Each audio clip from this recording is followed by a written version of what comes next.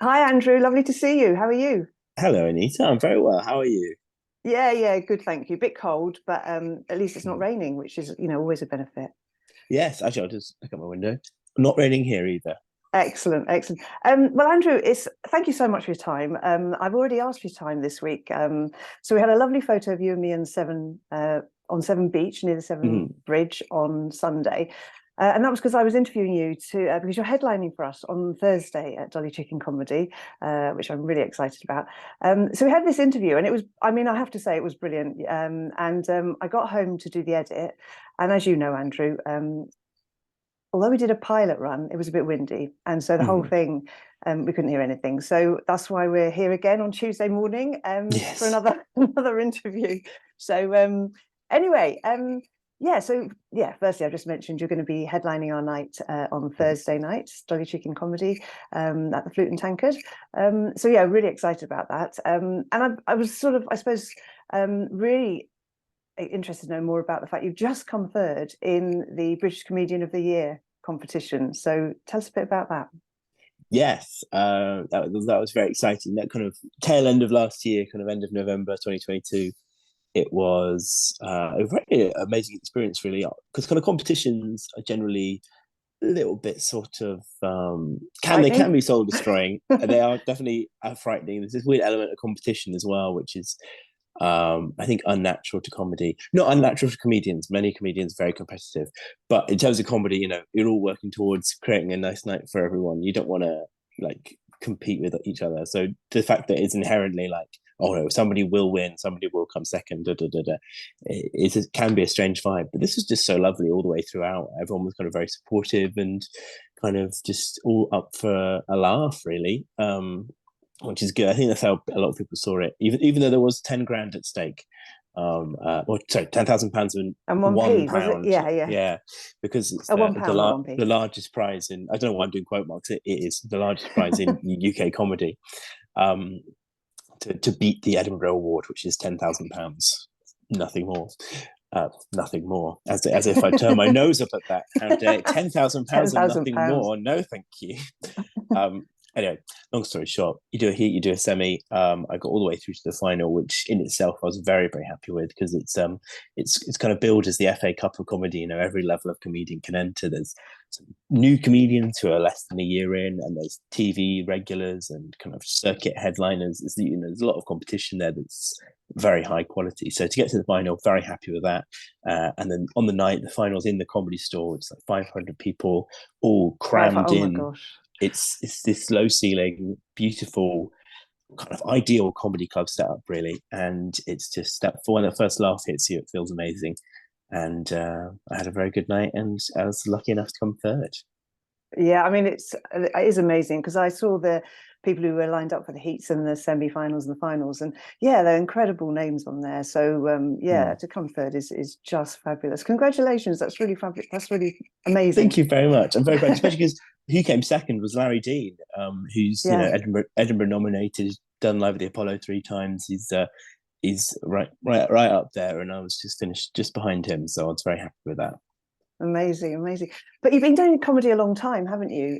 When we spoke on Mhm. Sunday, you were telling me about how you started. Can you just remind me? Well, I mean, I don't need reminding, but yeah, tell everyone about what happened, how you started, and how you've got to where you are now. Yeah, so I actually started at the age of 15, which is to answer the question of how I started, a cocksure teenage arrogance would say various factors led me to being overly confident at the age of 15.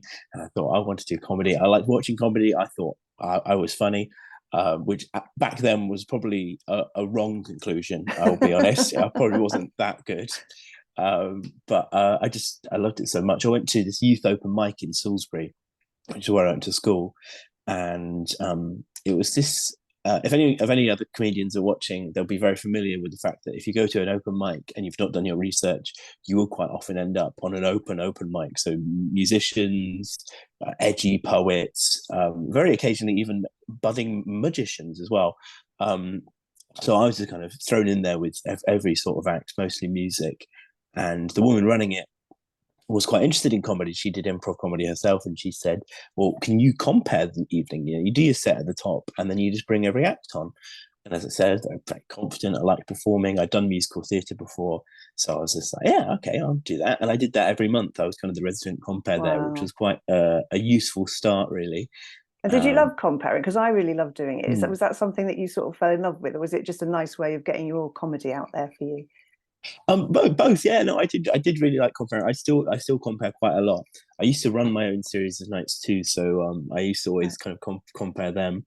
Um, yeah, there were times where I was kind of emceeing more than I was doing an actor at certain points in my career. So yeah, I definitely love comparing, but I didn't have any other opportunities to do sets because that's Mm. all I kind of was being booked for once a month, very very irregularly. So I wanted to go and go out there and do a longer piece, and I didn't know anything about comedy other than the Edinburgh Fringe. So I was like, "I'll go do the Edinburgh Fringe." So I went and did an My hour at the Edinburgh gosh, Fringe. without Yeah, any like going around your local no, comedy I open didn't. nights when I didn't know anything gosh, about them until I got to the Fringe and I met some other comedians, and yeah. then from there, kind of joined the Facebook groups and found out Wow. more about where comedy was actually happening. God, so you went about it sort of quite compared to a lot of people, sort of quite a different way around then, didn't you? Because most people, I Hmm. suppose, would sort of be interested in comedy, go to local nights. I mean, were there not a lot around where you were, or you just didn't know about them because it wasn't sort of part of what you I knew mean, about? both again. It was my lack of knowledge of what the circuit was at the time, and also in Salisbury and sort of the southwest generally. There's lots of lovely gigs, but they are they're not common knowledge. There might be Mm, a massive event in a village, or they might have a bit of a cult following, but it's not like, oh yeah, the comedy club that everyone knows about in Salisbury. It's yeah, you kind of. I mean, I lived in Salisbury all my life. Other than big tour shows coming through the city up until I started comedy, I didn't know about clubs happening in and around the area. yeah, So yeah, it was a mix of not having loads and also just not being aware of them. yeah. Wow. And now you're a professional comedian. Mm-hmm. So what was the change from going from not knowing anything about it to becoming a regular compere to going to Edinburgh? How did we get to where you are now? Well, a lot of that journey obviously happened whilst I was still at school, much to the detriment of my A levels and the chagrin of my mother. But generally, I mean, she was no, I'm very unfair to my mum there. She's been very supportive. She's always just sort of got that motherly security net Worry. notion of like, well, you should go to university just in case, maybe keep this job open just in case. And Yeah. but otherwise, she's very supportive, especially now it's going pretty well. She's more secure with it all. Um, anyway, point is, I finished school, and at this point, I was a bit more on the circuit. I'd done Edinburgh. I was just lining up for my second Edinburgh, and I decided I think I want to give this a proper go. I knew a bit more uh, about it. I was in with a few more clubs, and more importantly, I knew how much comedy was actually out there.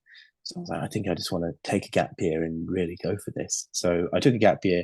Very lucky to still be living at home and kind of not having too many expenses, and I was kind of able to just absolutely hammer the circuit. And by the end of the gap year, I was able to go full time. Wow. Planning to move out in 2020, which unfortunately due to the Oh, pandemic was okay. delayed until 2021. Yeah.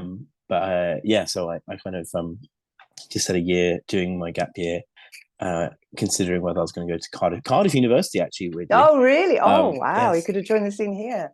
I did. I could have, yes, but Yeah. unfortunately, I turned down university and was able to go full time with it. Mm. Well, that's amazing. I mean, the trajectory seems, yeah, really, really, because obviously you put in, obviously great, but you put in an incredible amount of work as well. But Mm. that is an amazing story. So what sort of comedy can we expect from you then? Give us an idea about what sort of thing you do on stage. Yeah, it's quite a mix. I struggle with this question a bit. I normally say storytelling observational, which is probably sort of the core of my material, but there's all sorts of stuff in there. There's some musical bits, not doing songs, but as I said earlier, I'm used to musical theatre, so there's sort of kind of bits that are a bit more sort of showy and show businessy, and there's lots of silly jokes as well. I like a lot of silliness, Yeah, I love so silly. yeah, I'm very glad. So a lot of my stories, observations will have silly like along the way. So yeah, I think it's quite important to have a dose of just being a bit surreal with it. Um, but also just sort of gags as well, traditional. It's a bit of everything, to be honest. But storytelling and observation is kind of the core. It's your main thing. That's where you're most. Yeah. Yeah. And a lot of it's autobiographical, kind of about myself and my life. There's also general stuff. There's a new bit I've got about Beauty and the Beast, and so if you're a fan of the Disney film Beauty and the Beast, I've Who got some isn't? revelation. Exactly, it's the everyman material I've been looking for. Yeah, so there's all sorts of stuff. Generally silly, quite self-deprecating, autobiographical. Yeah, observational. I'm going to stop listing adjectives now. No, that's good. Great, because I mean, it's good. Perfect for the Dolly Chicken audience is all I was going to say. It all sounds just like Brilliant. what we love. So yeah, we can't wait to hear it. So I know you do lots of things apart from comedy, and that's sort of born out of the fact that you're obviously a great writer and everything. So what of all the things that you do you love the most? Is it about being on stage, doing your podcast, writing, honing those brilliant jokes? Where do you get the most joy? What keeps you going? I suppose generally it's writing. And I love performing and getting reactions and trying out that first bit of new material and it getting a reaction. But that's sort of the end product, the reward for the writing. So I think writing is probably where my heart lies, and I love getting a project brief for a radio show or something and just being like, bash out a bunch of gags and just type out as many A4 pages as you can and send it in. And it's a challenge I really enjoy. It just kind of works all the brain muscles that I'm most need the attention. Meanwhile, my physical muscles are probably looking on jealously as they remain unexercised. But in terms of the actual challenge of writing, that's probably what I enjoy the most. And are there lots of opportunities for writing? Because I know when we met on Sunday, you said you've been writing for Mock of the Week. And obviously you do podcasts as well. Are you sort of pitching all the time? Is that how it works? Yeah, it comes in fits and spurts. Sometimes I'll have like 2 or 3 things that I need like deadlines coming up, and sometimes you go a month or 2 and you don't have a proper paid writing projects as well. But the beauty of that is you can always do it. I'm always writing for myself. Obviously my stand-up, I'm also writing for myself with other stuff, sketches and sitcom ideas. And so yeah, it's probably the most accessible like art form there is. You can always write. You can't always gig. You definitely can't always act. That's a brutal game that I'm very grateful not to have got to. I'm interested. I'm going on a complete tangent here. I am broadly interested in acting, but to have an actor's life is I respect them so much, because that's really brutal. But the point is, you can always write. So I'm very, very lucky that that's the thing I enjoy the most, because it's always there for me. Yeah. So I think your answer has given me the answer to the next question, which is, what advice would you give to anyone who wants to do comedy, whether they're 15 at the moment or 30 or 60? What would your advice be? I mean, it's cliche, but just do it. Just get out there and do it. Book in an open mic night and not a music one. Have that deadline. Not a music one. No. If you can tell. I try and do a little bit of research to make sure it's actually a comedy night. There's lots of Facebook forums, which are very helpful if you want to join those. And then in terms of actually getting your comedy out there, just go sit down and write everything you can and pick what makes you laugh.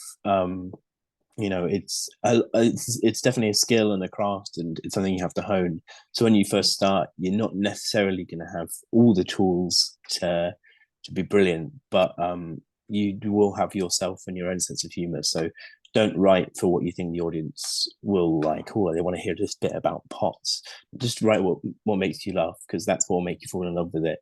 When you find something very funny and an audience agrees, even if they disagreed with every joke before that, as soon as you get that first thing that you're like, I think this is funny, and the audience agrees, that's where the spark is. So write for yourself, write what you think is funny, and also just do it. Just get out there. Oh, really good advice, because I think certainly with me, I just put it off and put it off for so long.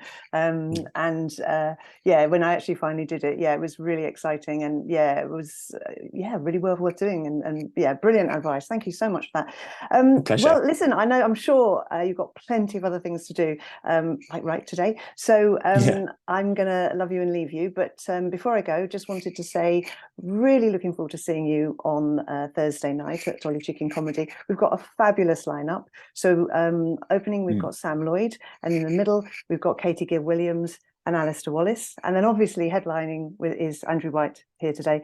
Thank you so much, Andrew. Can't wait to see your set. A I've heard pleasure. so I'm many good things about it. very much looking forward to it, and that is a gorgeous lineup. Of course, not forgetting your lovely self as MC as well. So oh, well, yeah. very excited. Lovely. Thanks so much, Andrew. I'll see you again soon. Well, I'll see you on Thank you. Thursday. Yes, see you Thursday. Cheers, Anita. Ta-ra, bye.